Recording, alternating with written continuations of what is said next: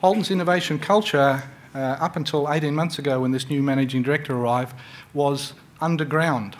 We had an American managing director who has elected to retire now from the corporation as a result of restructuring, pretty much pushed the innovation culture underground. And the innovation centre that I was heading until last week had to go to new connections in the corporation to continue to survive. And that was one of the conditions they had to respond to. And they did survive through that period. So with that sort of problem of large cars diminishing, you'd want to rely on your innovation team, but they had to go and focus on an international support of North America rather than Holden during that period.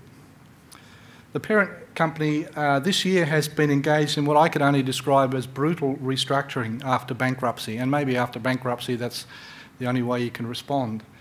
I guess it was President Obama who started that, who took the CEO out of the business, and since then the guys who are left realise I've got to go or I've got to be just as brutal. So Holden, through that process, has been expected to stand on its own feet because American taxpayers, and 70% of them, had no interest in funding the survival of General Motors, and I'm sure none of them have any interest in seeing that money leave the country to fund Holden. And so there are other uncertainties now as a result of that restructuring. Other key conditions in the industry, government incentivisation is really helping at the moment. You'll see some green shoots of growth, and we're almost back to where we were last year across the industry. And last year was a record year. But be careful what you incentivise. In May 2009, Holden had one of its record months of V8 sales, which is not really what the environment needs. The Australian governments have handed Toyota, I think it was $70 million to invest in hybrid technology, which sounds like a good thing. And it is a good thing. But that will effectively mean importing parts from overseas to be assembled in Australia, and may, because that incentivisation will mean that will be extremely cost-effective product, may preclude investing in the CSIRO hybrid technology, which is outstanding technology, but because we've invested in something else, there may not be funds available to invest in an Australian invention. One of the conditions is peak oil, and I like to say peak oil is here, 10 minutes, but taking a short break due to the global financial crisis. Some people say the global financial crisis is the best thing that ever happened to the car industry. I'm sure Rick Wagner, who got removed, doesn't agree, but the prevailing condition now is around uncertainty, and that's how the company that I work for is responding, is to focus on diversity. China is taking advantage of the global financial crisis and scooping up capabilities, not only in the car industry, across a number of areas, and what we will see, it is inevitable, is cheap cars from China soon in Australia. But there are some conditions that are a bit hard and uncomfortable to talk about. And we've come across some in this room here, which you guys have found hard and difficult to talk about. Some in the car industry, I never hear conversations in Holden about water. I don't hear conversations within Holden about population growth. In fact, the way Melbourne sprawl is going on is an advantage short-term to the car industry because people need a car. But I'm not sure long-term it's an advantage. Car ownership, we don't often have meetings to talk about whether people will actually need a car in the future or whether it will be necessary. And we almost ignore the fact that already growing and popping up are community shared car schemes that I only discovered going to lunch one day in Bay Street near where I worked. Oops. So it's pretty important to, when you start to think about particularly whether people have cars or not, what is driving the motivation to invest in such an expensive transport mode to buy a car? I mean, the cheapest Holden Commodore you can buy is about $40,000. And these are the motivators from some research. I'm not sure where the research came from, so I haven't credited it here. Door-to-door journey time is the #1 reason people select a mode of transport. So if you live in Melbourne, a car is a reasonable choice today.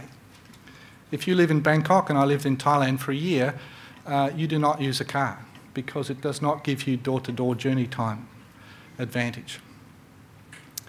So when Melbourne is as big as Bangkok, probably won't be as many cars.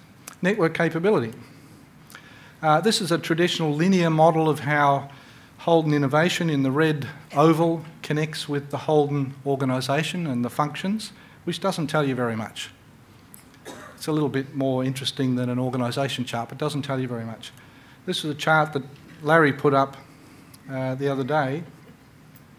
Larry fell in love with this chart when I created it, and I wasn't too sure for about a year or so, but I've got to learn what brilliant work I did here the more I talk to Larry about this chart. This is a network analysis, a network map. And I can tell you the most difficult thing about this, if you look at this thing, oh, holy cow, I couldn't do this. The most difficult thing about this is my weak PowerPoint skills, because I stupidly decided to do this in PowerPoint. But this is a very rich document. This is a document that shows Holden Engineering, and at the time that was 1,400 people, how that capability, and it's been broken down not into 1,400 people, but into elements of capability that were determined as relevant and important. The colours in the boxes are a visual indication of that capability. Green is good, red is bad, yellow is okay. The connections between the boxes are the connections, the relationships. And again, red is bad. There's a big blue arrow which gives some sort of orientation to people looking at this chart because it shows the flow of business through the network.